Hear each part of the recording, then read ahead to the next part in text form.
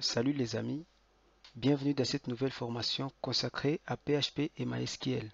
Dans cette formation, nous allons apprendre ce que c'est PHP, à quoi ça va vraiment nous servir dans le développement web et comment l'utiliser et l'adapter à nos besoins, selon ce que nous voulons concevoir en fait. Alors PHP, d'abord, ça veut dire PHP Hypertext Preprocessor, c'est en anglais, mais c'est un langage qui nous permet de créer des sites web interactifs ou dynamiques. Dynamique, nous allons apprendre ce que c'est après, mais le langage PHP est open source, il est libre, ça veut dire que vous pouvez contribuer à son évolution, quoi.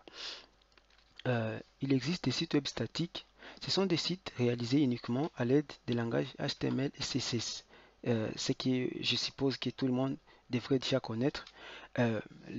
Donc, ce sont des sites dont les contenus ne peuvent pas changer, à moins que l'administrateur ou bien le propriétaire du site n'entre lui-même dans les codes et fasse des modifications. Donc, il doit toucher dans les codes sources pour voir les modifications. Ce sont des sites qui ne changent presque pas.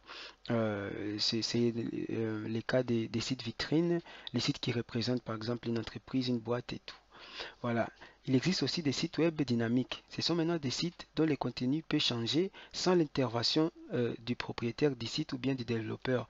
Euh, donc en plus des langages HTML et CSS, on va aussi retrouver d'autres langages serveurs, par exemple comme PHP, et trouver aussi MySQL pour l'interaction avec la base de données. C'est ce qui fera même l'objet de cette formation.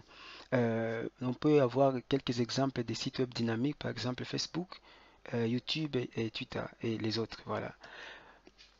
Alors, parlant du fonctionnement web, dans la barre d'adresse, lorsque l'utilisateur ou bien le visiteur, il tape une adresse, une requête HTTP du genre google.com, il y a quelque chose qui se passe derrière qu'il faut quand même on puisse comprendre. En fait, pour les sites web statiques, par exemple, euh, je vais un peu expliquer comment ça fonctionne. En fait, les clients vont demander une page au serveur parce que ce sont des pages qui ne changent presque pas. Et le serveur va aller rechercher cette page et euh, fournir cette page au visiteur qui l'a demandé. Et là, on peut juste retenir que pour une page statique, la page, elle est fournie. Elle est juste fournie, vous la demandez, on vous l'offre. Différemment, avec une page, un site web dynamique, en fait, la page est générée. Comment? Les clients va faire une demande de la page au serveur web. Et puis le serveur va commencer à rassembler les informations propres au visiteur qui est en train de demander.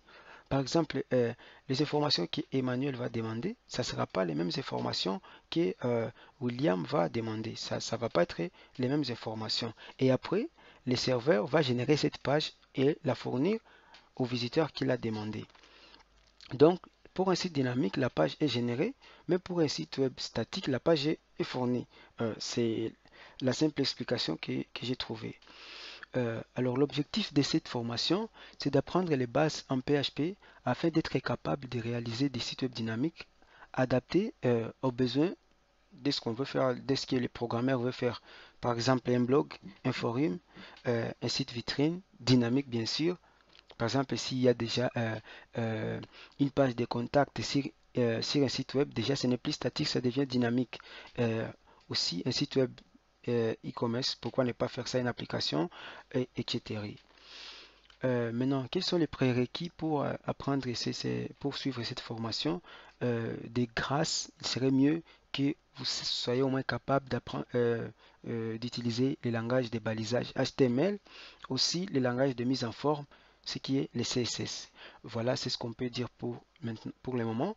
Donc, rendez-vous à la prochaine vidéo dans laquelle maintenant nous allons commencer à installer PHP et comment voir comment l'utiliser directement. Alors, à plus. Merci.